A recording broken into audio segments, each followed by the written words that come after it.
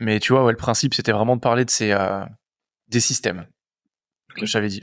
Ouais. Parce que c'est un truc qui, moi, je vais pas dire m'a sauvé, mais m'a apporté beaucoup de confort, tu vois, dans ma vie en général. Même avant que je sois entrepreneur, j'avais pas mal de process, de systèmes mis en place. Et toi, t'en as parlé il y a pas longtemps dans ta newsletter. Je me suis dit, c'est vrai qu'avec Yann, on a bossé ensemble il y a 2 ans. Et quand je suis tombé là-dessus, je me suis dit, tiens, ce serait intéressant parce que je sais que toi, t'es quelqu'un qui est vachement orienté sur les systèmes, Mm. où t'es solopreneur, tu travailles à Malte, sur une petite île Mhm. maltaise. Et voilà, et je sais que tu parles beaucoup de cet aspect délégation, des systèmes que tu crées.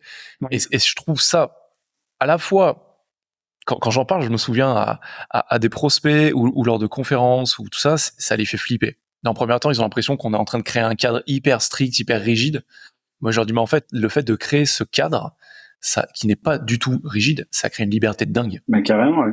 C'est le cadre qui crée la liberté, en fait. Enfin, moi, c'est comme ça que je Ouais. le vois, et c'est vrai que dans tout ce que je fais, moi, je pense d'abord, enfin, c'est-à-dire que si tu mets pas de cadre, tu peux pas déléguer, t'es obligé de tout faire par toi-même, et t'as pas envie que ton business repose entièrement sur toi, quoi. Donc, c'est, je trouve ça important, moi, de créer des procédures pour absolument tout, en fait. Moi, dès que j'ai envie de mettre un truc en place, je me dis d'abord, ok, comment est-ce que je peux optimiser au maximum pour que ce soit le plus facilement délégable, quoi. C'est-à-dire que, enfin, je me dis, ok, si je devais expliquer ça à un enfant de 5 ans, est-ce qu'il pourrait appliquer ce truc-là et tu vois quelle est la liste d'étapes à suivre et si c'est pas explicable à un enfant de 5 ans, je caricature un peu, mais c'est qu'il y a un souci, c'est qu'il y a un truc un peu à optimiser, quoi. Et moi, je suis un grand fan de délégation, d'optimisation, parce que je veux pas avoir un business qui repose entièrement sur mes épaules. Et je- j'ai pas. Alors moi, j'ai une équipe de prestataires, tu vois, qui ont tous des procédures bien spécifiques. Et souvent, quand je délègue du travail à des prestataires, d'ailleurs, ils sont assez étonnés par la précision du brief, du cadre, etc.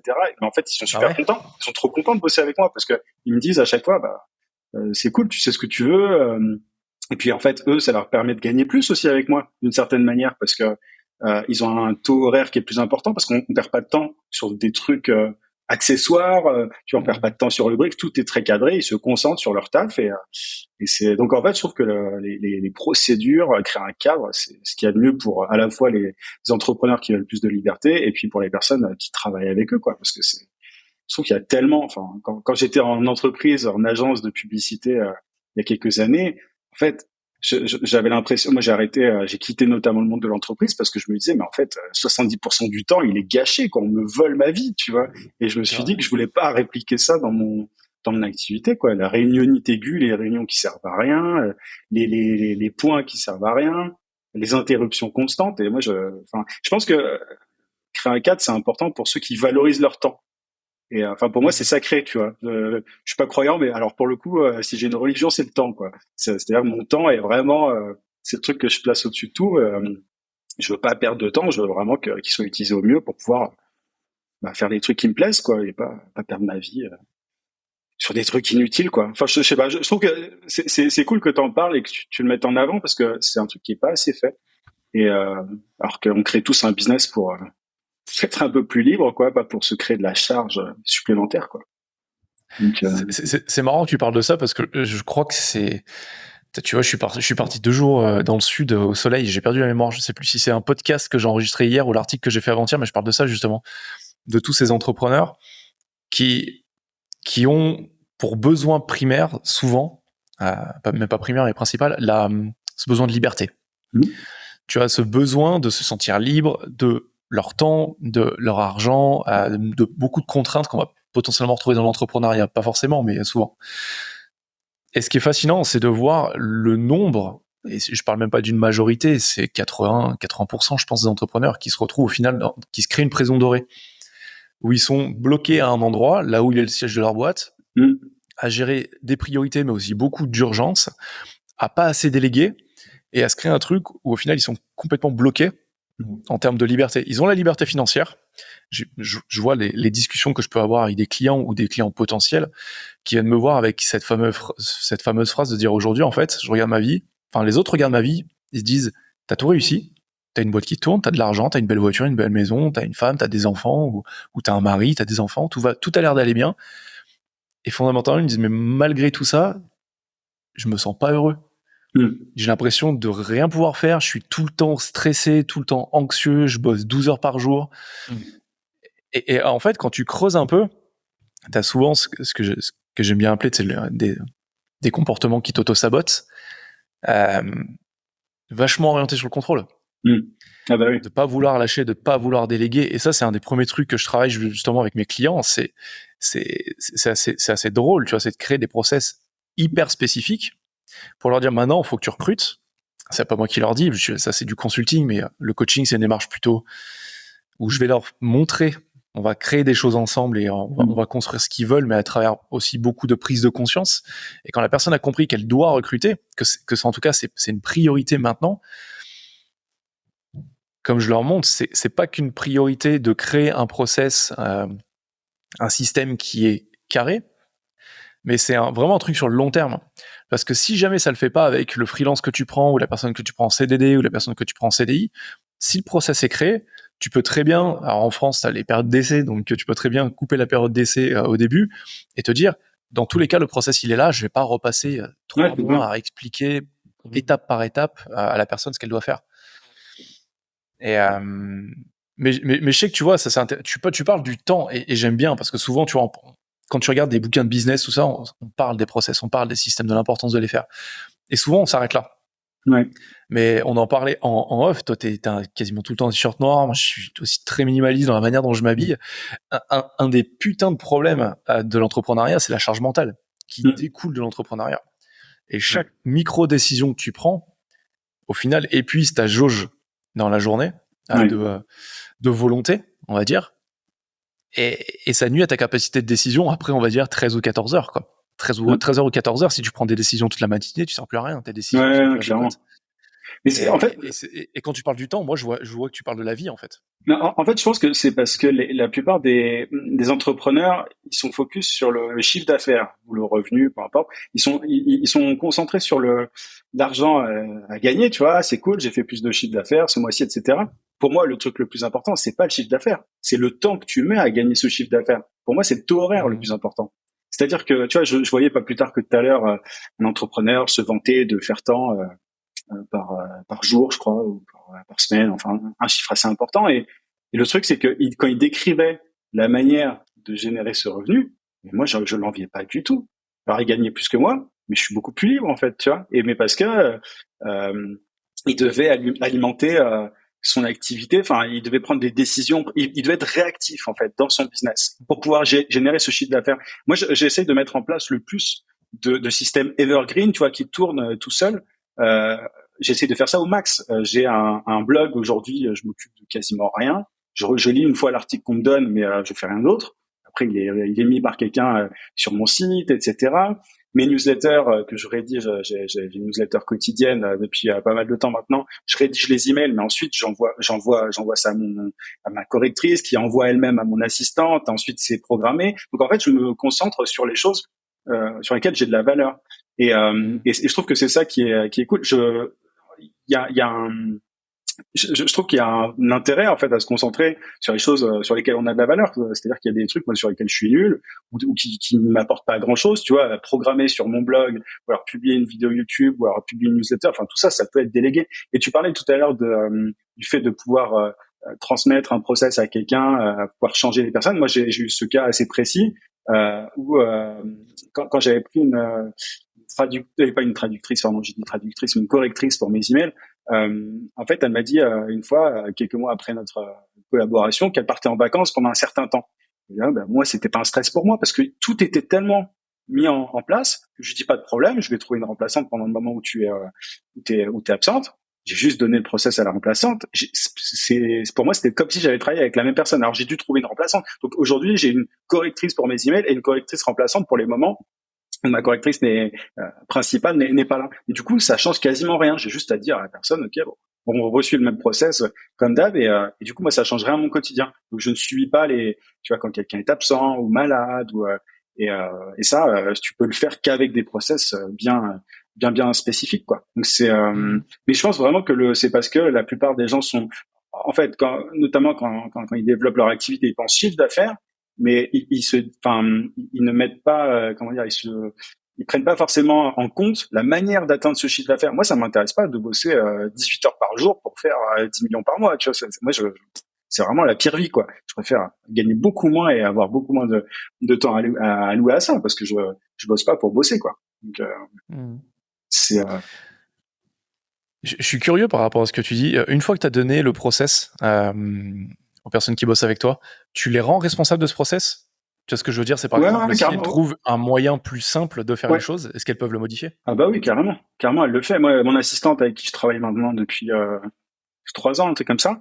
Ouais, carrément. En fait, au début, tu t'es un peu derrière, tu t'assures que tout est bien compris, etc. Tu formes la personne. Moi, j'utilise des outils, en plus des Google Docs de procédures, je montre mon écran, j'explique comment faire les choses et tout. Et au bout d'un moment, en fait, moi, mon but, c'est de faire en sorte que la personne, le prestataire, gère mieux les choses que moi. Moi, aujourd'hui, il y a des trucs que je sais plus faire dans mon business. C'est mon assistant qui sait faire. Moi, je sais plus faire ça. Enfin, tu vois, il y a plein de trucs, elle le sait mieux que moi. Même des règles parfois de TVA, de machin, j'en sais rien, moi, en fait. Elle le sait mieux. Parce que elle le fait, c'est elle qui le fait tous les jours. Donc, en fait, tu vois, j'ai mis les mains dans le cambouis, j'ai fait des trucs, j'ai mis en place des process, j'ai optimisé, j'ai automatisé quand j'ai pu, etc. J'ai délégué. Et en fait, vu que c'est mon assistante qui gère pas mal de trucs au quotidien, bah, c'est elle qui est beaucoup plus compétente. Et elle a mis elle-même en place, elle a modifié les process. Et le jour où j'ai dû la remplacer parce qu'elle partait en vacances à un moment, elle a pu le faire. Je lui ai même dit, bah, ok, ce qu'on va faire, c'est que avant tes vacances, on va faire une période de formation de la nouvelle, de la remplaçante. Tu gères. Je vous paye toutes les deux, mais en gros, tu gères la formation. Tu me factures le temps de formation. Que voilà, tu choisis. Je lui ai même dit, trouve quelqu'un en qui t'as confiance, qui peut faire le job et forme-la. Je vous paye toutes les deux, je paye la formation, etc. Et moi, je veux pas voir la différence. En fait, c'est tout. En fait, je veux juste pas voir la différence entre le moment où tu seras pas là et par rapport à d'habitude, quoi. Et ça s'est super bien passé. Et donc, du coup, tu vois, en plus de ça, j'ai une assistante, mais j'ai une assistante remplaçante, une correctrice principale, une correctrice remplaçante, j'ai un graphiste. Enfin, bon, tu vois, et ça, c'est génial, quoi. Ouais, tu vois, franchement, je pense que c'est ça, tu vois, le Graal. En tout cas, des sociétés modernes comme la tienne, comme la mienne, des solopreneurs ou des personnes qui ont des petits business et qui veulent rester, tu vois, sous ce format. C'est effectivement de créer des process et tu vois, comme il y a une phrase que j'aime beaucoup, que je dis à mes clients, c'est un mauvais jour pour l'ego, c'est un bon jour pour ton esprit. Parce que souvent, tu vois, je parlais de cette obsession du contrôle. Ouais. Effectivement, comme tu le dis, quand tu lances ta boîte, ton obsession, c'est ton chiffre d'affaires. Et ça doit être ton chiffre d'affaires pour lancer le truc. Mais quand tu es dans cette obsession, tu es tout seul au début. Et donc, tu prends l'habitude, donc c'est vraiment des chemins neuronaux qui se créent dans ta tête, de tout faire. Et il y en a beaucoup qui, même quand la boîte grossit, continuent à pas lâcher des choses sur lesquelles ils n'ont pas de valeur. Ou même des fois, je m'en rends compte, hein, j'ai des clients qui aiment faire certaines choses qu'ils font, mais ils sont pas bons dedans. Ah oui, ils sont moyens. Et ils continuent à le faire parce qu'ils aiment ça. Et je leur dis, ouais, c'est cool. Alors, et si tu aimes ça, effectivement, essaye de le garder un peu, mais tu as deux options. Soit tu y vas quasiment plus et tu recrutes quelqu'un qui est bien meilleur que toi, parce que c'est le but de l'entrepreneuriat. Bien sûr. Soit tu te formes à mort pour devenir mieux que moyen, quoi. Mais souvent, le choix est vite fait parce que quand t'es entrepreneur, t'as pas ce temps. Ah non, c'est sûr. Moi, par exemple, tu vois, j'adore le copywriting. Je m'y suis formé parce que je trouve ça hyper intéressant. Parce que j'aime mon boulot, en fait, c'est de mieux comprendre que mes clients pourquoi ils font ce qu'ils font. Et le copywriting, t'as aussi beaucoup d'écriture, chose que j'aime faire. T'as beaucoup de psychologie derrière. Mais franchement, je suis à peine moyen et j'ai aucune honte à le dire, quoi. Même en pratiquant, j'ai pas cette finesse que certaines personnes vont avoir lorsqu'ils écrivent. Et c'est bien de le savoir. Et c'est ce qui te permet justement de créer des systèmes dans ta boîte pour déléguer des choses, pour gagner du temps, gagner de l'argent différemment. Et aussi, je pense que tu vois, tu parles beaucoup de la manière dont tu délègues. À travers ça, ça améliore ton leadership. Parce que tu vois, quand tu dis à ton assistante de dire c'est pas moi qui vais recruter pour te remplacer, c'est toi qui va recruter, bah, c'est un challenge aussi pour la personne. D'un côté, je suis content parce qu'on me laisse de l'autonomie, c'est un des premiers drives, un des premiers motivateurs humains.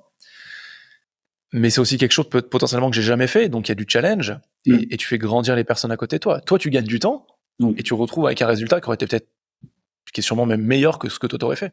Ouais, c'est ça. Parce que la personne, elle se dit, bah moi je travaille comme ça, je vais trouver quelqu'un qui fait comme moi et ça ira très bien à Yann parce que je connais Yann depuis 3 ans et patati patata.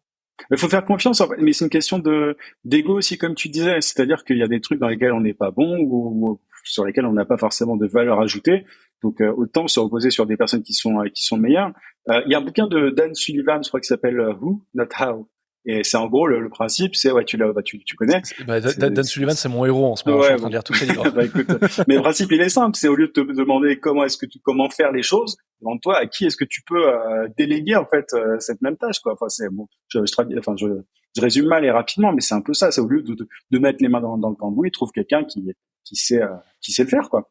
Et ça je trouve que c'est le plus c'est le plus sain si tu veux pas passer ta vie à bosser quoi, tout simplement. Et c'est en tout cas c'est comme ça que je fonctionne. Et c'est, tu vois, même quand j'ai des prestataires qui me demandent trop de retours, tu vois, parfois j'ai des gens que je teste en fait, ils sont très bons, très compétents, et parfois je me rends compte qu'ils attendent trop de retours de ma part. En général, je continue pas à bosser avec eux parce que ce que je cherche, c'est quelqu'un qui est bon, qui n'a pas besoin de 100 000 retours de ma part. Moi, j'ai pas envie de donner des retours sur tout et n'importe quoi, là, sur tu vois, la virgule près, quoi. Sur T'as des besoin textes. d'autonomie, quoi. Oui, j'ai besoin de gens autonomes. Donc, en fait, moi, la raison pour laquelle j'apprécie beaucoup le travail de mon assistante notamment, c'est qu'elle est pas sans arrêt en train de me demander. Alors, évidemment, quand on met en place un nouveau truc, elle me demande des feedbacks. Mais au bout d'un moment, quand ça roule, ça roule. Et à chaque fois que je prends un nouveau prestataire, je lui dis, moi, mon but, c'est pas de t'emmerder. C'est pas de passer mon temps à te dire, fais ceci, fais cela. Je veux que ce soit bon. Moi, mon but, c'est de gagner du temps. Et je leur dis, tu vois, je leur dis dès le départ, moi, mon but, c'est d'avoir le moins. Ça, c'est un truc que je leur dis. Je les provoque un peu. Des fois, je leur dis, je veux même pas avoir à te parler quasiment. Tu vois, c'est-à-dire que bon, j'en rigole et je leur explique le truc, tu vois, mais je leur dis, moi, mon but, c'est de gagner du temps. C'est pas qu'on passe notre temps à parler sur Slack ou par messagerie, etc. Tu sais ce que je veux. Moi, je te fais confiance. Après, voilà, si ça marche pas, ça marche pas. Tu vois, ça m'est déjà arrivé de tester des personnes, de faire des tests rémunérés. Si ça marche pas, on s'arrête. C'est pas grave, on passe à autre chose. Mais j'ai besoin de personnes sur lesquelles je peux me reposer et qui sont meilleurs que moi sur les choses que je cherche à déléguer. Et voilà, parce que c'est dans notre intérêt en fait à tous les deux. Tu vois, quand je bosse avec un prestataire, moi je veux pas. Je veux pouvoir me concentrer sur d'autres choses. Et puis lui, il a envie de pouvoir faire son job sans se faire embêter toutes les 5 minutes. Pas de micromanagement, quoi. Donc, Ouais, c'est exactement le mot, tu vois, que j'avais en tête, micromanagement. C'est ça. Et effectivement, le mais c'est micromanagement, c'est une tare dans les grosses boîtes, dans les très petites aussi. Et c'est justement le micromanagement ce qui nuit aux besoins d'autonomie. Parce que quand tu micromanages, tu prends les décisions à la place de tes collaborateurs, tu leur dis quoi faire, tu penses mieux savoir qu'eux, en tout cas que ta manière de faire est la meilleure, et en fait tu coupes littéralement le pouvoir de créativité et la capacité d'autonomie qu'on a tous à la base. Ouais. Ouais, carrément. Et encore plus avec la génération, alors j'y connais rien, c'est la génération Z, je crois, qui a beaucoup besoin d'autonomie, etc. Je trouve qu'il y a encore plus jeune que nous. Ouais. c'est ça, il y a un choc un peu générationnel entre des personnes, voilà, qui ont un business bien installé, qui sont dans le micromanagement et tout, et cette envie, ce besoin d'autonomie des plus jeunes qui se fait de plus en plus ressentir. Et c'est pour ça que tu as plein de boîtes qui ont du mal d'ailleurs à retenir les talents, parce que ils se lancent en tant qu'indépendants, parce qu'ils en ont marre qu'on leur dise quoi faire dans leur boîte, quoi. Donc en fait, il faut absolument que les dirigeants, les entrepreneurs de manière générale intègrent ça et changent leur façon de faire, parce que c'est dans leur intérêt, même dans l'intérêt de leur business, quoi. Donc c'est un truc que j'ai remarqué aussi. Ouais. Tu vois, c'est intéressant. C'est en décembre. J'ai un client qui est une banque d'affaires à Luxembourg, qui m'avait embauché pour un séminaire d'une demi-journée où je parlais à toute leur équipe de sales de l'impact de la gestion de leurs émotions sur leur capacité à augmenter leurs ventes et à mieux fidéliser leurs clients. Et ce que je dis là, c'est juste pour le contexte, ça n'a rien à voir avec ce que je vais dire. Mais tu vois, entre deux portes, j'ai rencontré la DRH. Et d'ailleurs, c'était un truc de fou. 3 jours avant, je crois que je saturais complètement de LinkedIn et je m'étais dit, j'abandonne, j'arrête, ça me fatigue. LinkedIn est en train de partir en couille. J'en ai marre, je m'épuise dessus. Je vais juste le prendre en système passif pour faire de la prospection. Toi, t'en parles beaucoup dans tes newsletters et dans tes vidéos. Et pour créer des conversations avec des personnes intéressantes. Parce que je pense que fondamentalement, mon business model, c'est ça. Tu vois, savoir des conversations intéressantes avec des personnes intéressantes. Et j'arrive là-bas, elle me dit, En fait, elle me reconnaît, elle me dit, ah, mais vous êtes Quentin, je vous suis sur LinkedIn, j'adore vos posts. Et je me suis dit, putain, fais chier, il faut que je traverse la France, que j'aille au Luxembourg pour que quelqu'un me dise, s'il te plaît, abandonne pas LinkedIn, c'est super intéressant ce que tu fais. Bon, bref, j'ai quand même arrêté. Mais la DRH me disait ça, tu vois, de dire, on est en pénurie de talent. Je crois que c'est le mot des années 2022, 2023. Ouais. Ça m'horripile, on est en pénurie de talent. Tu sais, Quentin, j'ai l'impression que les jeunes aujourd'hui, ils veulent que de l'argent, on surpaye pour pouvoir garder les personnes, mais elles restent jamais plus de 18 mois. Il y a toujours un chasseur de tête qui va leur proposer plus. Et pourtant, on a essayé de faire du team building, on a fait un espace de travail super sympa, c'est vrai. Il me dit, mais voilà, fondamentalement, la sensation que j'ai, c'est que il faut surpayer, qu'il faut leur faire gagner beaucoup d'argent, et c'est le seul moyen de les faire rester. Et encore, ils ne le restent pas. Et je dis, mais en fait, si ça c'est un problème, et que vous essayez de le résoudre par l'argent, faut voir les choses à l'inverse. C'est que c'est pas le bon levier. Mais faut que vous essayiez différents leviers, parce que le team building c'est bien, les beaux espaces de travail c'est bien. Mais aujourd'hui, je pense que la jeune génération, nous on a la petite trentaine. Toi, plus la petite trentaine que moi j'arrive au milieu dans un mois, là. On a ce besoin d'autonomie, on a ce besoin de liberté, mais nous, on a la génération Y, une génération à cheval. La génération Z, les millennials, tout ça, c'est encore différent. Ils ont un besoin d'autonomie encore plus important que nous, un besoin de liberté encore plus important que nous. Ils comprennent que le taf, c'est pas que la vie. Le taf n'est pas la vie en général. Et tout ça, tu vois, c'est hyper important de l'intégrer dans les boîtes, de responsabiliser les personnes, de les rendre autonomes. Il y a même d'ailleurs plein d'études qui le montrent, c'est que les boîtes qui disent, bah en fait, je me fiche de tes horaires de travail. Ce que je veux, c'est que le travail soit fait. Alors, c'est dans des petites, moyennes structures où il y a déjà un truc qui a été créé au niveau humain, où il y a un fort lien social. Et les collaborateurs travaillent plus. Plutôt que dans les boîtes, on leur dit, je veux que tu sois à 9h, je veux que tu partes à 17h. C'est le minimum. Et je veux que tu fasses plus que le minimum. Et t'as tout un état d'esprit derrière et une mécanique qui est assez difficile, qui est pas difficile à changer, mais pour ça, il faut que les boîtes et les dirigeants mettent leur ego de côté, en fait. Mais c'est des réflexes. On a toujours fait comme ça. C'est des réflexes, ouais. En fait, ils pensent que tout va se régler par l'argent. Je parlais avec un ami là dernièrement, justement, qui est au Brésil depuis 3 mois. En fait, c'est marrant. On parlait ensemble depuis, je sais pas, il y a un an et demi, il voulait changer de boulot. Il hésitait. Est-ce que je me lance en tant qu'indépendant? Est-ce que je trouve une boîte qui accepte le remote, le télétravail à 100% et tout? Et en fait, en réfléchissant, au début, il pensait que voilà, le truc pour lui, ça aurait été de se lancer en tant qu'entrepreneur, quoi, de devenir indépendant, parce que tout le monde se dit que pour pouvoir voyager, travailler à distance et tout, il y a que le freelancing, le consulting, enfin, tu vois, vraiment ou avoir un business en ligne. Et en fait, il s'est rendu compte que lui, voilà, en fait, ce qu'il voulait vraiment, c'était le pouvoir voyager, le télétravail, et il s'est rendu compte qu'il y avait des boîtes, souvent dans la tech, qui sont capables d'avoir des gens en CDI qui ne viennent, alors pas, j'allais dire jamais, c'est pas jamais au bureau parce que parfois il a besoin d'y aller, mais qui sont vraiment très cool par rapport à ça.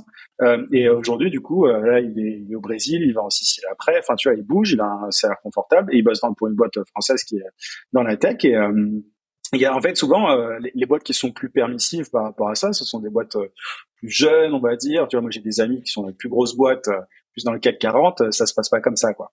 Et mais les boîtes, plus les startups, les boîtes dans la tech et tout, elles acceptent un peu plus ça. Après, faire attention aussi, c'est-à-dire que elles acceptent, mais il faut quand même parfois montrer un peu sa tête dans le bureau de temps en temps, faire un peu de politique, quoi. C'est-à-dire que parce que c'est jamais complet à 100% accepté.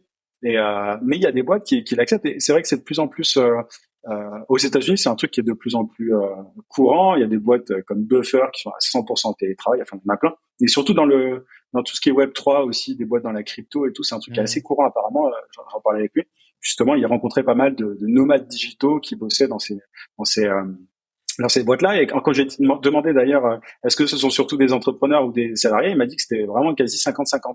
Donc c'est vrai que il y a un changement à opérer un peu en France parce que par rapport à ça, parce que aux États-Unis, par exemple, c'est quand même un peu plus courant, quoi. Mais et c'est ce que veulent en tout cas les plus jeunes aujourd'hui. C'est pas une question d'argent, c'est vraiment être responsabilisé, autonomisé, et puis qu'on leur fasse confiance en fait, simplement, parce que il y a des gens qui travaillent mieux chez eux que à distance que dans des locaux, dans un open space où tout le monde fout le bordel. Moi, je me rappelle de mes années en agence, je sais même pas comment je faisais pour taffer, quoi. C'est infernal en fait, c'est infernal. t'es dans un espèce d'endroit où il y a des centaines de personnes. Moi, je devais trouver des idées en plus de campagnes publicitaires.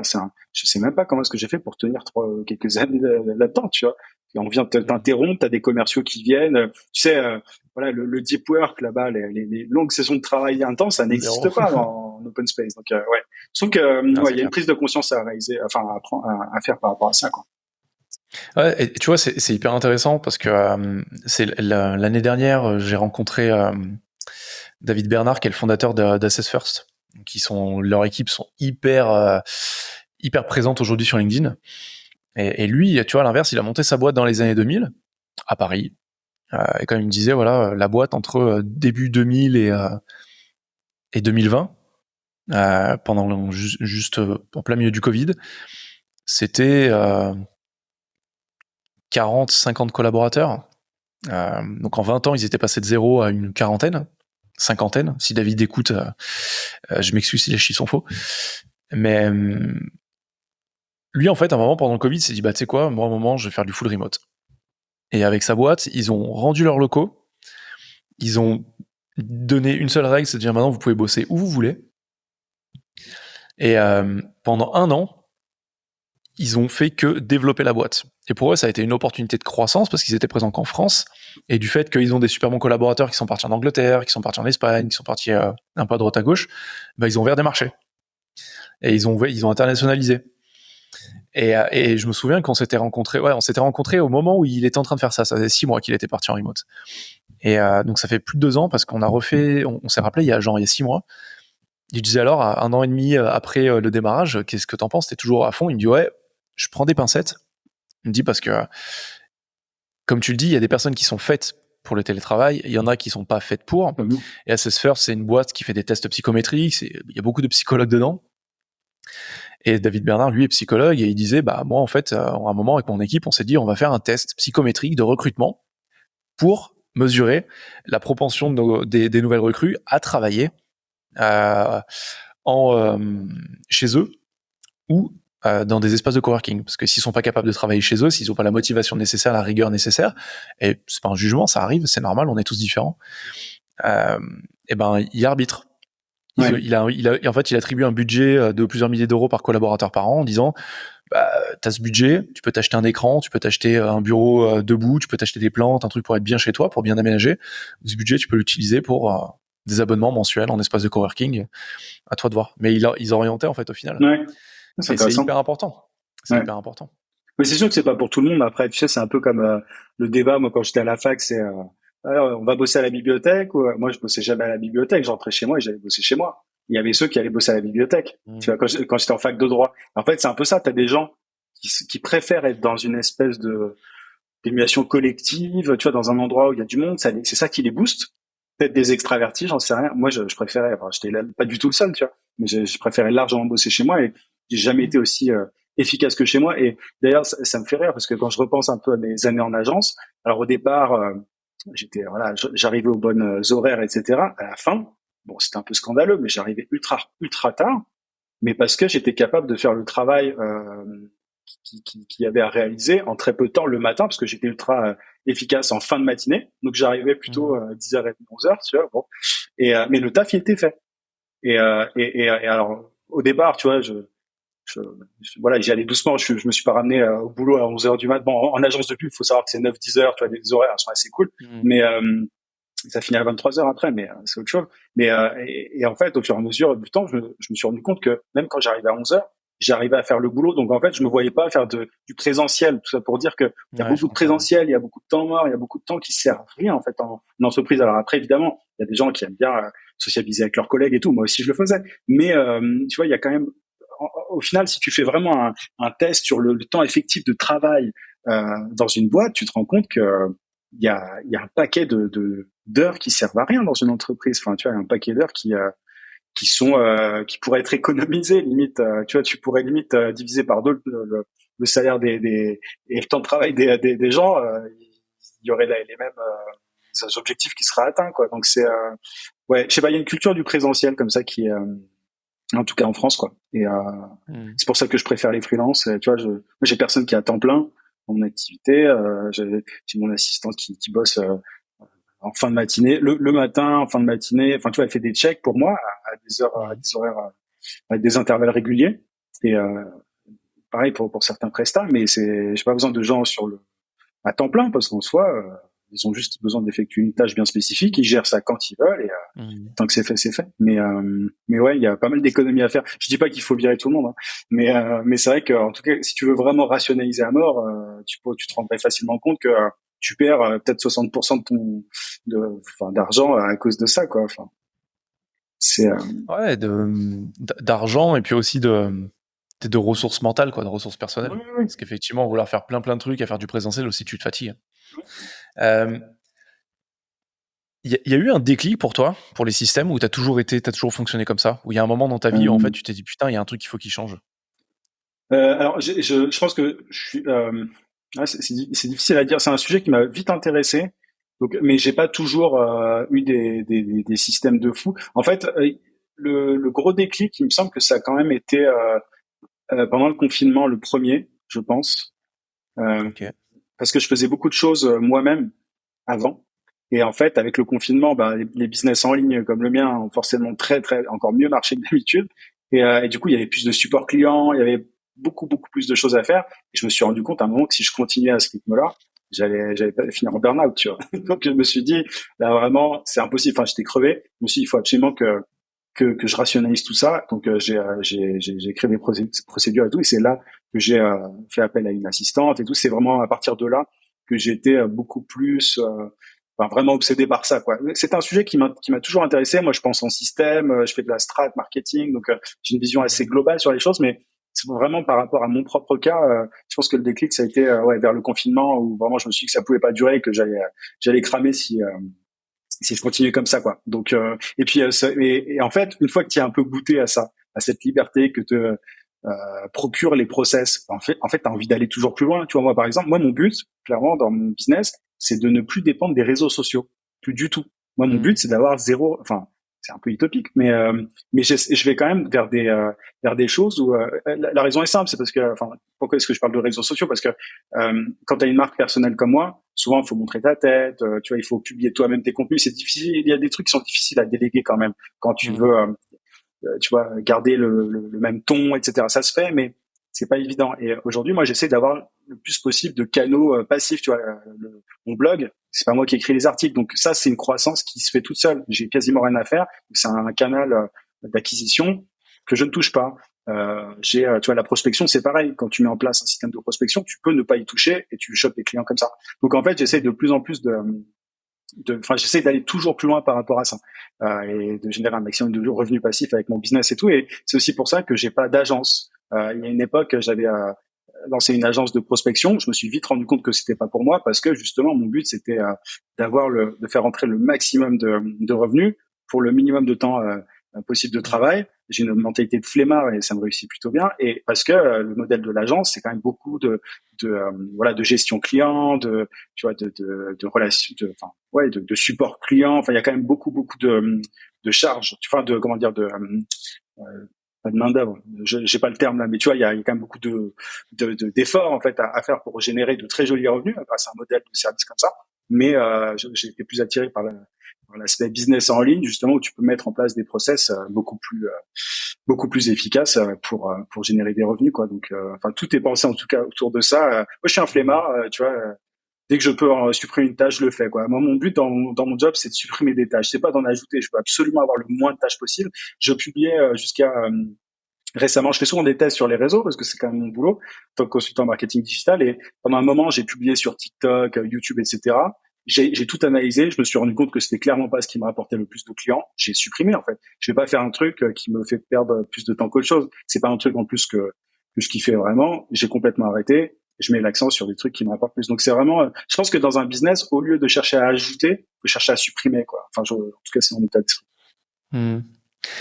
T'as dit deux fois le même mot et ça m'a fait sourire les deux fois. Parce que c'est un trait de caractère que j'ai retrouvé chez beaucoup de clients.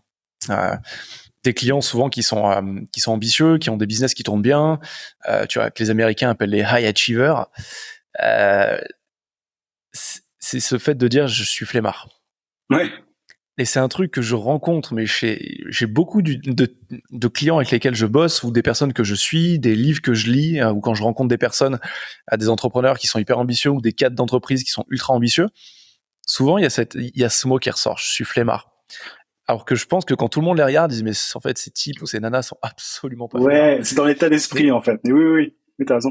mais j'aime bien parce que la manière dont j'analyse ce que tu dis, c'est que c'est pas que t'es flemmard parce que tu fais peu de choses, mais tu fais les choses qui sont plus impactantes pour toi, Ouais. qui t'apportent du plaisir, qui t'apportent de la satisfaction, mais aussi qui sont le plus impactantes pour ton business. Ouais. Et c'est vrai que, tu vois, aujourd'hui, on est dans un monde où on valorise le je suis sous l'eau. Ah ouais, Il faut ouais. que tu sois débordé du matin au soir, que tu fasses 1 milliard de trucs. À la limite, si c'est urgent ou si c'est important, la distinction entre les deux, les gens s'en foutent. Mais du moment où tu es quelqu'un d'extrêmement sollicité, qui travaille énormément, c'est qu'a priori, aux yeux de la société, tu as de la valeur. Mais je me rends compte que j'ai beaucoup de clients. Tu vois, tu dis que t'es flemmard, mais tu sors une newsletter tous les Oui, jours, oui. tu sors une vidéo par semaine. Ouais, Je ouais. sais que tu as des clients individuels, tu as des groupes que Ouais. tu animes, tu as tes Mais formations. c'est bien Il y a optimisé, on va beaucoup de dire. choses. Oui, oui, il y a beaucoup de choses. Mais voilà, mais en fait, tu fais les choses qui comptent. Ouais. Oui, carrément. Et l'énergie que tu utilises des fois en 2 heures de deep work, de vrai deep work, des fois, c'est ce que tu peux faire sur 2 jours de travail. Tu peux Ouais, condenser carrément. en 2 heures ce que tu fais normalement sur 2 jours. Si vraiment t'es clair, que ça te procure du plaisir, que tu as une stratégie à peu près dessinée, parce que la stratégie, souvent, elle s'affine avec le faire. Mais quand t'es là-dedans, tu peux abattre une quantité de travail monstrueuse. Ouais, c'est ça, ouais. Et toi, tu le sais aussi bien que moi, parce qu'on a bossé 1 an ensemble, et enfin, moi, je bossais avec toi. Je faisais appel à tes connaissances en marketing, justement, pour me driver. Pour moi, c'était pas le bon moment, parce que je venais d'avoir ma fille, j'avais eu plein de problèmes dans la famille, c'était un bordel innommable. Mais ce qui est marrant, c'est que notre travail, il a porté ses fruits 1 an après, Ouais. notre Oui, c'est ça, collaboration. en délai, Donc, tu mais vois, on parle souvent, toi et moi, de l'état d'esprit, de ouais. l'état émotionnel, tout ça. Effectivement, les choses doivent être alignées. Mais moi, j'ai toujours eu ce syndrome de l'objet brillant, ce côté Ouais. hyperactif de Et dire, je pense qu'on est putain, beaucoup comme ça, hein. Ouais. et il y a plein d'entrepreneurs comme ça. Mm. Et tu vois, de te dire, cette hyperactivité intellectuelle, sans dire que tu es hyper intelligent, c'est des choses différentes. Mais cette hyperactivité fait que tu es tout le temps en train de faire plein de trucs. Et je me souviens que quand on était ensemble, j'écrivais une newsletter, j'étais sur LinkedIn, j'ai développé YouTube, Instagram, j'avais un podcast, j'écrivais je venais de sortir mon bouquin, je voulais en écrire un deuxième. Et toi, tu me disais, putain, Quentin, faut que tu te focalises. Ouais. Mais c'est le truc que je dis à tout le monde, en plus, tu sais. En fait, c'est marrant parce qu'en fait, on fait les mêmes métiers, mais dans des zones différentes. En fait, d'une certaine manière, Ouais. on a la même approche. Et c'est vrai que moi, la plupart du temps, avec mes clients, tu vois, moi, je fais de la stratégie business. En fait, je leur donne les meilleures stratégies pour développer leur activité. Et en général, c'est très précis. Moi, mon but, c'est de faire en sorte que mes clients, comme moi, en fait, passent le moins de temps possible à développer leur activité. Vraiment, qu'ils aient, c'est la loi de Pareto, quoi. Tu vois, vraiment, on essaie de faire au plus efficace. Et en fait, très souvent, ils me disent, ah, ben, tiens, qu'est-ce que t'en penses si je faisais ça? Est-ce que ce serait une bonne idée? Ah, tiens, j'ai vu ça, qui pourrait être pas mal. Qu'est-ce que t'en penses? En fait, je passe mon temps à leur dire, arrête, focus, focus, focus, focus. Et c'est extrêmement difficile parce que il y a cet objet brillant. Alors, moi, je suis comme tout le monde, hein. Moi aussi, forcément, j'ai des phases où, me dire, ah, tiens, ce serait pas mal. Et en fait, tu te rends compte qu'à chaque fois que tu crois, en fait, que les choses se passent bien, c'est quand tu es concentré sur un truc et pas que tu te disperses. Moi, chaque fois que je me suis dispersé, je me suis fatigué. J'ai eu des moments pas forcément évidents, même personnellement en tant qu'entrepreneur. Tu vois, des moments où j'ai fait différents trucs, et c'est au moment où j'ai éliminé les distractions, vraiment les trucs, parce que il y a dans le marketing notamment, il y a sans arrêt des nouvelles méthodes, des nouvelles techniques. Tu vois que telle personne applique telle nouvelle méthode, tu te dis, ah, mais peut-être que moi aussi je devrais. Et en fait, le plus important, c'est de trouver ce qui toi te correspond. Moi, tu vois, j'ai une newsletter depuis 3 ans. Mon business repose en grande partie sur ma newsletter. J'envoie cette newsletter tous les jours depuis janvier 2019, sans jamais. D'ailleurs, ça fait 4 ans, sans jamais rater un jour. J'ai jamais raté un jour, mais parce que pour moi, c'est facile. Je suis dans ma zone de génie, si on utilise les grands termes. C'est-à-dire que et j'essaie de faire ça dans mon activité, vraiment de me concentrer sur les trucs les plus faciles, parce que dès qu'il y a un truc que j'aime pas faire, j'ai du mal, ça me prend du temps. Tu vois, c'est pour ça que je disais que je suis flemmard. Je suis capable d'abattre beaucoup de travail, mais j'ai un état d'esprit où j'ai du mal à me forcer, quoi. Quand je me force, ça prend une plombe. Ce matin, il y avait un truc, franchement, j'avais la flemme de le faire, je l'ai pas fait parce que je sais que ça m'aurait pris une plombe. Et j'ai un planning hebdomadaire qui est assez bien organisé pour me dire, OK, je pourrais faire ça la semaine prochaine. En plus, j'ai de l'avance, j'ai des mois d'avance sur pas mal des trucs. J'ai des vidéos qui sont publiées, qui sont programmées sur YouTube jusqu'à juillet. Tu vois, mes newsletters, pareil, elles sont programmées en avance. Mes blogs, les articles de blog sont programmés un peu en avance. Donc, je fais exprès aussi tu vois, de m'y prendre comme ça en avance pour pouvoir avoir cette petite marge de manœuvre où quand je suis fatigué ou quand j'ai pas envie ou quand j'ai envie de partir en vacances, je peux le faire et ça impacte pas mon business. Mais je sais plus comment est-ce que j'ai commencé, mais bref. C'était un Ouais, peu mais ce qui compte, c'est d'arriver et c'est de voir que tu vois qu'on peut mettre tout ce que tu viens de dire en opposition avec le côté flemmard que tu décris. De dire, ouais. j'ai Au du final, ouais. contenu qui est déjà qui est déjà publié et prêt à être Ouais, mais envoyé c'est pas une paramétré sur douleur, les 2 quoi. prochains C'est ça mois, que quoi. ouais, mais en fait, Bien c'est pas sûr, une douleur, quoi, mais c'est ça. bien sûr. Et C'est, moi, tu vois, j'ai mis un moment à le comprendre parce que moi, ça fait 4 ans que j'ai lancé ma boîte. C'était du consulting à la base pour des banques privées, puis après, ça a évolué en consulting coaching, puis maintenant, c'est que du coaching d'entrepreneurs. Et, euh, Et je me souviens déjà, il y a 2 ans, quand on bossait ensemble, tu me disais, ok, tu fais plein de trucs. Par contre, toi, ton truc, c'est les vidéos et c'est le podcast. Ça se voit, ça se ouais. ressent en t'écoutant, ça se ressent en te voyant. Concentre-toi là-dessus. Mm. Et j'ai commencé YouTube, j'ai fait des trucs, je commence à avoir des premiers résultats, mais en fait, ça allait pas assez vite. Donc je me dis, bah tiens, pour me rassurer, il faudrait peut-être que je fasse autre chose à côté. Et en Ouais, fait, c'est quand tu ça. plantes plein de graines en même temps, t'as Ouais. pas les bras assez longs pour tout arroser, quoi. C'est T'as impossible. pas les ressources nécessaires pour tout arroser. Et, On Et, cherche à combler le et, vide, en fait. ouais, c'est ça. Et moi, c'est un gros trait de caractère chez moi, et je me reprends tous les mois. Tous les mois, je note ce que je fais en fin de mois, je fais un débrief de ce que j'ai fait, ce que j'ai testé, et ce que je dois continuer. Parce qu'en fait, j'aime bien tester des choses, je le sais, mais maintenant, je me laisse plus aller en roue libre, parce que Mm. sinon, moi, je suis quelqu'un d'agité. Ou des fois, moi, je fonctionne de manière très simple. Tous les soirs, je me fais une liste de 3 choses qui vont faire bouger mon business le lendemain, et techniquement, ma journée, elle est finie après ces 3 choses. Maintenant, j'arrive à mieux gérer. Euh, Mais ça n'a pas été le cas pendant les 2 dernières années où j'avais ces 3 Mm. choses et je me disais putain, bah c'est 10h30 du matin, t'as déjà fait Ouais. ces 3 choses, Qu'est-ce que je vais me tu faire vas quand après? même pas aller courir, tu vas quand même pas aller te faire du Netflix ou des machins ou aller à la salle de sport, bosse quoi. Et que ça a aucun intérêt. Mm. Parce qu'en fait, l'intensité que tu mets dans ton travail, tu dois la mettre, enfin tu dois aussi la placer avec la même intensité dans ton repos. Et c'est ça qui fait de l'entrepreneuriat, parce que l'entrepreneuriat, c'est du long terme. Il y en a qui sont en mode levée de fonds, je me crame littéralement tout, ma vie, ma santé, mes relations pendant 5 ans, en Mm. espérant d'être millionnaire. Mais on parle pas de tous ceux qui créent des business et qui disent non, moi je fais ce business parce que j'aime ça. Et parce que je suis là sur le long terme, Ouais. je joue le jeu de long terme, quoi. J'ai envie Ouais. d'être là dans 10 ans, dans 15 ans, potentiellement. C'est un truc qui est pas Et c'est compris en hyper général. important. Mm. Mm. Les gens, en fait, enfin, il y a beaucoup de court-termisme en entrepreneuriat. Moi, j'ai commencé à mettre en place des trucs vraiment long terme. Tu vois, une fois que je me suis cramé, une fois que je me suis cassé la gueule et tout, c'est par la suite en fait que tu te rends compte que c'est un marathon, c'est pas un sprint, quoi. C'est pas un sprint. Et il y a plein de gens, moi, que je vois sprinter, je me dis, mais comment est-ce qu'ils vont tenir pendant des années comme ça? C'est ça qui, c'est vraiment, enfin ouais, c'est un marathon, c'est pas un sprint. On n'est pas là pour se cramer. Moi, je préfère avoir un business qui grossit tranquillement et qui va durer des dizaines d'années que d'être le mec qui fait 1 million en 2 jours, tu vois, et qui ensuite se crame, quoi. C'est pour ça que je suis pas adepte des lancements de produits, etc. Ce genre de trucs. Je préfère vraiment les systèmes evergreen, intemporels qui tournent dans la durée, quoi. En tout cas, je Mm. trouve que c'est plus sain et t'as plus de chances de durer, quoi. Et c'est vrai que cette envie de tester plein de trucs, elle est tellement courante, quoi. En fait, je pense c'est un trait de caractère, mais il y a beaucoup d'entrepreneurs qui sont comme ça et ouais, c'est difficile de se dire, tu vois, moi quand je dis à un entrepreneur ouais, la meilleure strat c'est ça, fait que ça. Il y a très peu de gens qui ont la capacité de ne faire que ça. Mm. Et ils se Ah, c'est sabotent tout clair. seuls, hein. Tu parlais de sabotage, hein. C'est vraiment ça. Les gens se sabotent tout seuls, quoi.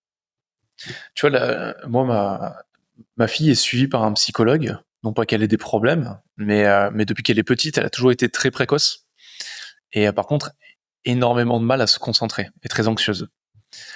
Et ça fait 1 an qu'on l'a fait suivre de temps en temps, pas régulièrement, mais 1 fois par trimestre par un psychologue.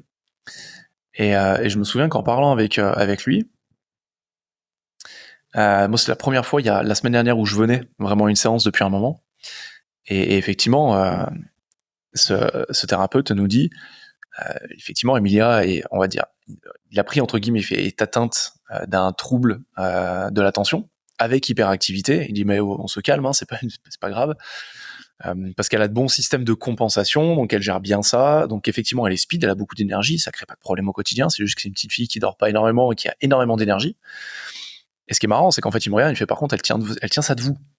C'est sûr, elle est compulsive, elle est pas compulsive, elle est impulsive et elle va à 3000 à l'heure, comme vous. Il fait, voilà, il y a une partie de génétique, il y a une partie de comportementale, mais elle est comme vous. Et sur le coup, je rigole, je dis oui, j'ai pas attendu d'aller voir un psychologue pour savoir que j'ai un trouble de l'attention. Les choses qui me font chier, je ne peux pas me concentrer dessus, c'est impossible. Les choses qui m'obsèdent, c'est horrible à dire, mais quelqu'un peut mourir à côté de moi, je vais pas m'en rendre compte, quoi. Quand je suis dans un tunnel, je suis dans un tunnel. Et ça a des bons côtés, ça a des côtés un peu plus chiants. Ma femme déteste ça. Des fois, t'es injoignable. C'est pas ce que tu fais. Je suis dans mon truc. Et ce qui est intéressant, c'est que tu vois, le psy me disait, vous êtes entrepreneur, et c'est pas étonnant. 80-90% des entrepreneurs, selon les stats, ont un trouble de l'attention, avec ou sans hyperactivité. Ça, c'est autre chose. Mais ce trouble de l'attention a différentes répercussions. C'est déjà, ça m'a beaucoup fait rire, c'est un gros problème avec l'autorité. Donc c'est pour ça qu'en fait, un des problèmes une des premières choses qu'on voit chez les personnes qui ont un trouble de l'attention, c'est des gros problèmes d'autorité. Donc c'est pour ça qu'il y a aussi beaucoup d'entrepreneurs. Et ce que tu dis, ça résonne 100%. C'est que il y a des choses, tu vois, qui sont là pour nous rassurer, qu'on va mettre en place pour nous rassurer en disant, ça crée aussi beaucoup d'anxiété, le manque d'attention. Et t'as cette peur, tu vois, de pas faire assez, de pas être au bon endroit, de pas être au bon moment, de pas avoir le bon timing, de dire je pourrais faire plus, je pourrais faire mieux. C'est qu'une validation de ton ego au final. Et en fait, en faisant ça, tu t'écartes de tes zones de génie et tu t'éparpilles comme moi je l'ai fait et comme plein de personnes le font. Parce que vu que t'es pas ultra focus, tu vois que des opportunités de partout. Et tu dis putain, j'ai envie de tout prendre. T'as testé TikTok, que je me souviens, on l'a testé un peu en même temps. Et on était fou de voir la croissance que ça pouvait améliorer, enfin, que ça pouvait la vélocité plutôt que ça avait par rapport à YouTube, à Instagram et compagnie.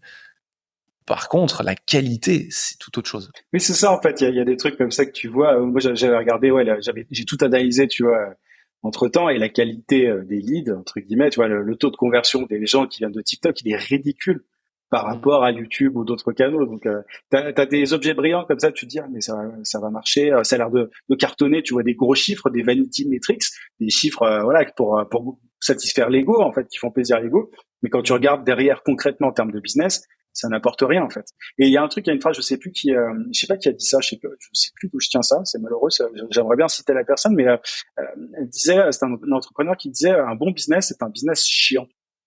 C'est vrai, un bon business, c'est un business qui repose sur des process et qui fait sans arrêt le même truc. Tu as un système qui fonctionne et tu continues le système. Et en fait, ça va en contradiction avec cet état d'esprit dont tu parlais, qu'ont beaucoup d'entrepreneurs, d'objets brillants, de se disperser, du manque d'attention et tout. Donc c'est ça qui est très compliqué pour des dirigeants d'entreprise. Ils doivent se reposer sur des personnes qui sont capables, elles, de se focus, de se concentrer pour faire tourner la machine, parce que elles, si elles continuent à mettre les mains dans le cambouis, elles vont tout casser, parce qu'elles vont vouloir faire ceci, cela, elles vont tester des trucs, elles vont, tu vois, là, il y aura un grain de sable dans le truc, quoi. Donc, je trouve que cette image enfin, je suis assez d'accord avec ça, quoi. Un bon business, c'est un business qui est chiant. Un business, quand je dis un bon business, c'est un business qui rapporte de l'argent, c'est un business qui a voilà, qui a différents process, qui a un truc bien huilé, et faut pas y toucher, quoi. Enfin, tu peux ajouter des trucs, tester des trucs et tout, mais faut pas tout changer tout le temps, parce que sinon ça n'avance pas, tu casses la machine, quoi.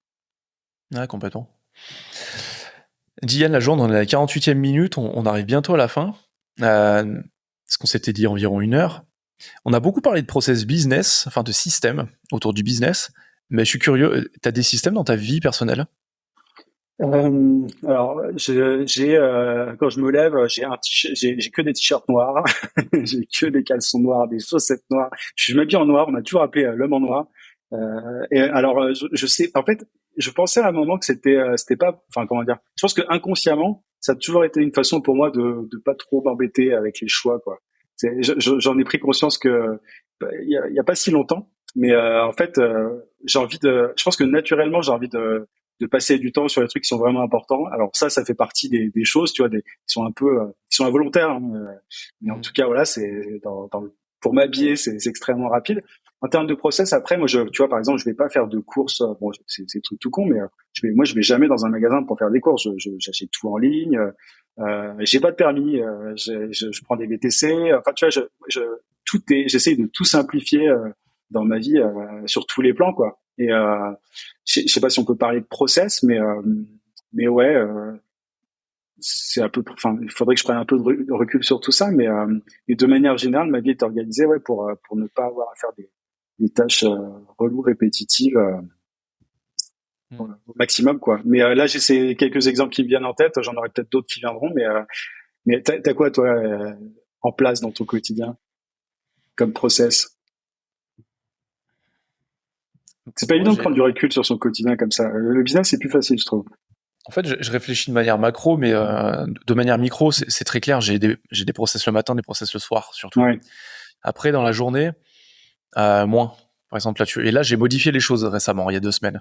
Parce que jusque-là, en fait, moi, je me levais le matin, jusqu'à il y a encore quelques années, quand j'avais pas ma fille, je me levais à 6 heures, je faisais ce qu'on peut appeler un miracle morning, un truc comme ça, mais c'était pas inspiré de ça. J'avais besoin, même avant d'aller au boulot, avant d'avoir ma boîte, d'avoir un temps juste pour moi, où ma femme était pas debout, je pouvais méditer, faire un peu de sport, lire, écrire, des choses que j'aime faire, qui me font du bien pour bien démarrer la journée. Quand j'ai eu ma fille, ça a été super dur. Parce que pendant longtemps, je l'ai vu comme quelqu'un qui m'enlevait ça. C'était super dur émotionnellement. Et en fait, c'est juste que bah voilà, la vie est faite comme ça. C'est plus toi qui gères tes nuits, c'est plus toi qui gères ton temps quand t'as des gamins. Et j'ai fait évoluer ma routine matinale. Donc moi, le matin, là, j'ai une routine qui est un peu différente, mais je me lève un tout petit peu avant ma fille, juste pour pouvoir sortir sur ma terrasse, regarder un peu dehors, prendre l'air, faire 2-3 minutes d'étirement, de yoga, 5 minutes de méditation. Et je fais ça le maximum du temps. Et quand je peux pas le faire, je le fais quand j'arrive au bureau.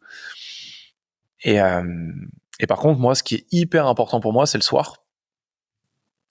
Car je me suis rendu compte avec le temps que les routines matinales sont hyper importantes, mais les routines qu'on appelle vespérales le sont encore plus. Ce que tu fais dans la dernière heure avant d'aller te coucher, ça te paramètre, mais c'est vraiment le mot, ça te paramètre pour le lendemain. Donc moi, je vois ma dernière heure avant d'aller me coucher comme un moment où je dois ralentir, où je vais m'étirer, où je vais juste écrire quelques mots. Ça, c'est un exercice que je pratique, où je vais écrire quelques mots sur ma journée, comment je me sens à l'instant T, quels sont mes gains de la journée. Tu vois, tu parlais de Dan Sullivan. Un de ses bouquins que j'adore, c'est The Gain and the Gap. C'est un état d'esprit où tu te paramètres littéralement pour regarder les choses positives dans ta vie et les choses que tu fais, les micro-victoires, pour en cas de secousse, de séisme, ce qui est quelque chose d'assez récurrent dans l'entrepreneuriat, tu sois pas complètement chamboulé et retourné. Donc j'écris 2-3 trucs sur lesquels je me suis amélioré dans la journée, et je me focus sur ok, demain, quelle va être ma grosse victoire de la journée, qu'est-ce que je veux pour demain. Et juste avant de m'endormir, je fais 2-3 exercices de gratitude où je me rappelle des choses pour lesquelles je suis reconnaissant, parce que comme ça je sais que l'émotion que j'ai ressentie avant de m'endormir, c'est l'émotion que j'ai ressentie en me levant. Ça, toutes les dernières recherches en neurosciences le montrent, et c'est hyper intéressant. Et c'est un truc que je vois chez des clients qui sont ultra stressés et qui me disent je me réveille la nuit et j'arrive plus à me rendormir. Ça a été mon cas l'année dernière, où tu es tellement stressé qu'en fait tu te couches avec des pensées stressantes. Ma fille, elle me réveillait à 2h du mat. Tu repensais Dernier truc auquel tu as pensé, il revient directement, ouais. incapable de te rendormir, quoi. Et c'est le cas de beaucoup de mes clients. Et même pas, c'est le cas de beaucoup de personnes aujourd'hui, parce qu'on vit dans un monde très anxiogène. Tu vois, j'ai vraiment ces deux choses. Et quand j'ai pris mon bureau, parce que là j'ai un bureau, mais je le rends à la fin du mois, parce qu'en fait j'aime bien bosser chez moi. J'avais besoin de sortir pendant un moment, mais là j'ai besoin de retourner chez moi. Je me souviens que je me dis, bah, je vais faire du sport entre midi et 2. Ouais. Et je me suis rendu compte il y a un mois que ça, en fait, c'était pas du tout pour moi.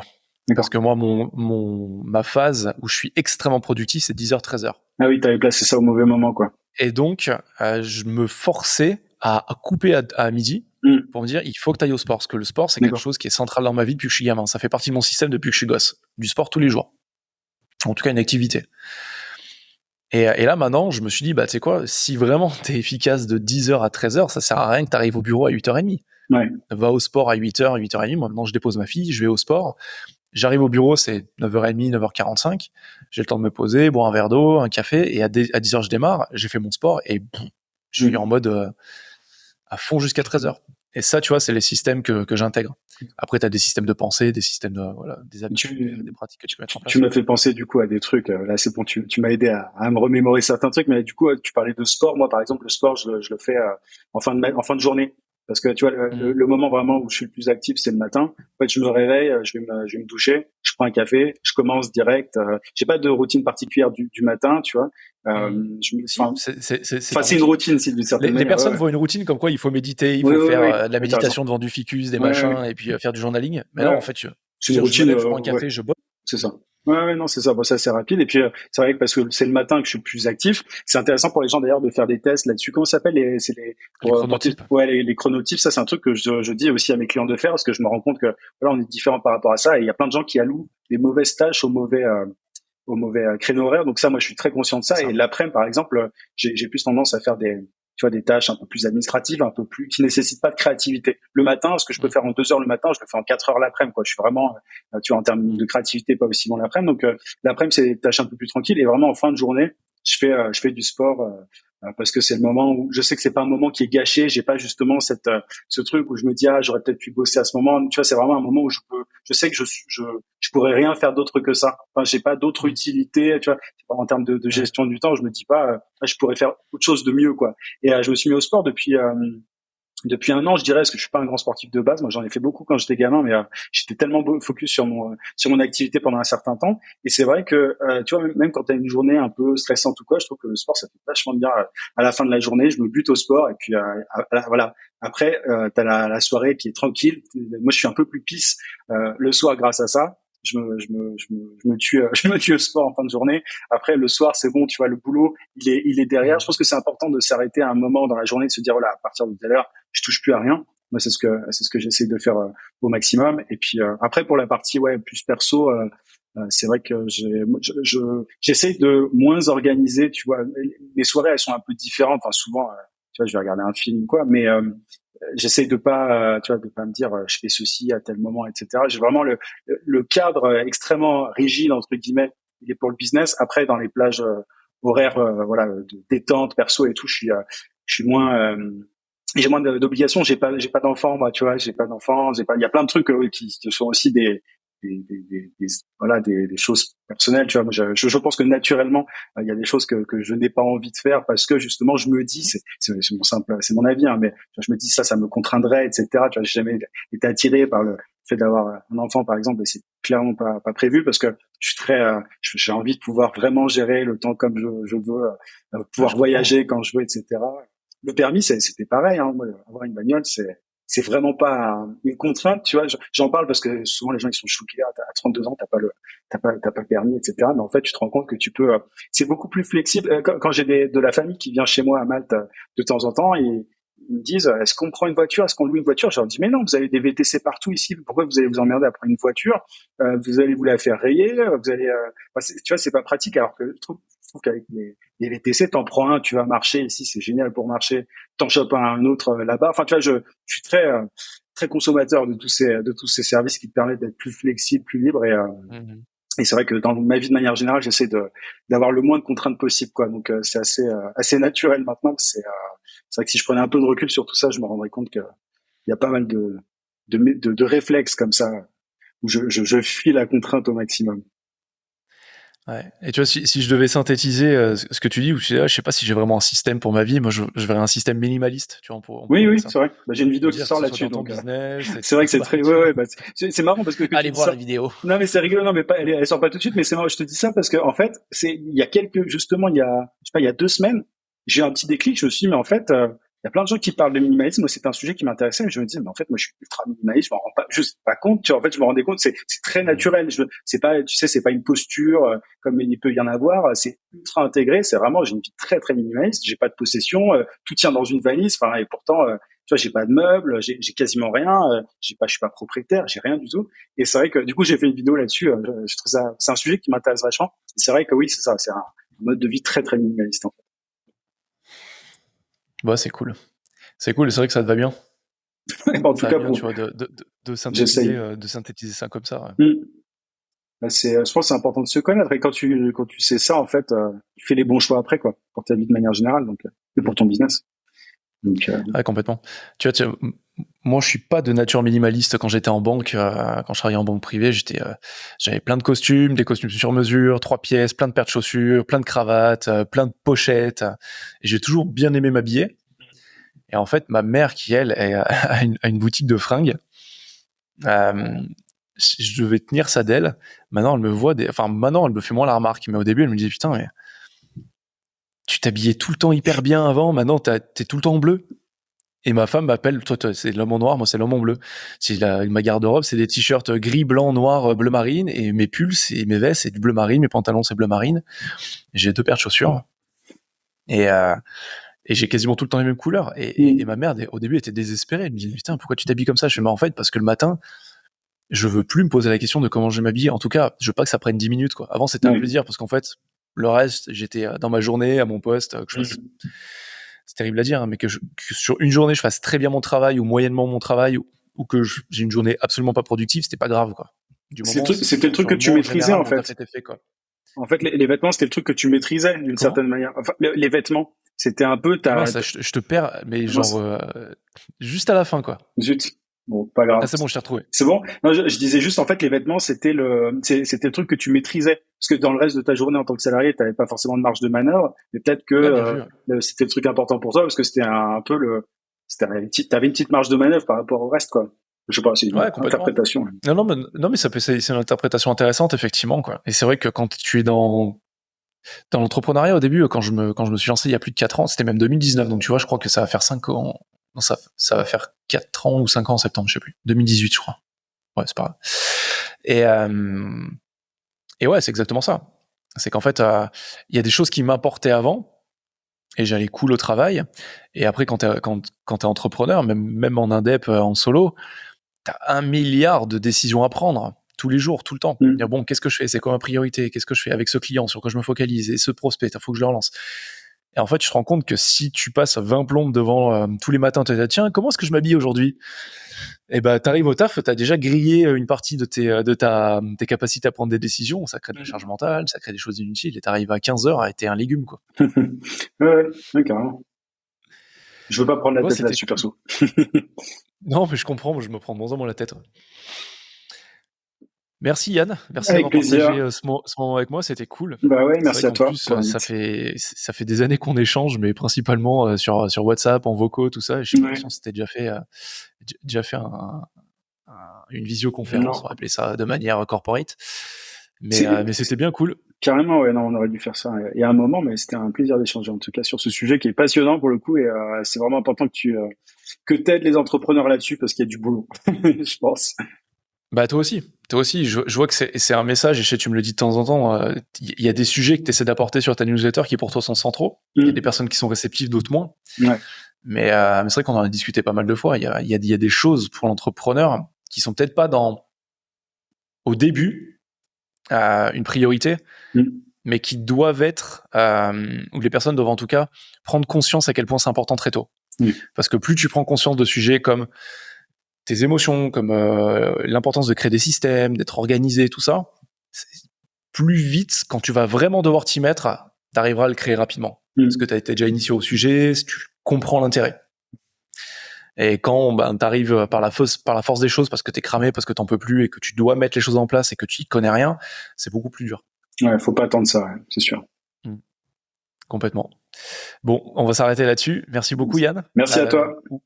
Où est-ce qu'on peut te joindre, te suivre? Alors le truc assez simple, c'est d'aller sur emailsecret.com, email avec un S, secret avec un S, tout attaché. C'est en gros ma newsletter quotidienne pour ceux qui veulent développer leur activité. En gros, c'est un peu ma plateforme principale, quoi. C'est-à-dire que je préviens, j'envoie un email par jour, donc il faut avoir envie de les recevoir à 9h. Mais c'est une newsletter dans laquelle je partage des conseils pour développer son activité, son business de service. Donc c'est vraiment pour ceux qui ont un business de service B2B, donc qui s'adresse à des professionnels. Donc voilà, c'est le lien principal, il est là. Bon, super. N'hésitez pas à y aller. Moi, j'y suis toujours abonné. Ça fait 2 ans qu'on a travaillé ensemble. Je crois que ça fait 3 ou 4 ans que je dois être abonné. Et c'est toujours un plaisir de lire tes emails. Il y a de bons rappels dedans, de bonnes prises de conscience. Donc n'hésitez pas. C'est validé. Si. À bientôt, Yann. Salut, à la prochaine. Ciao. Ciao.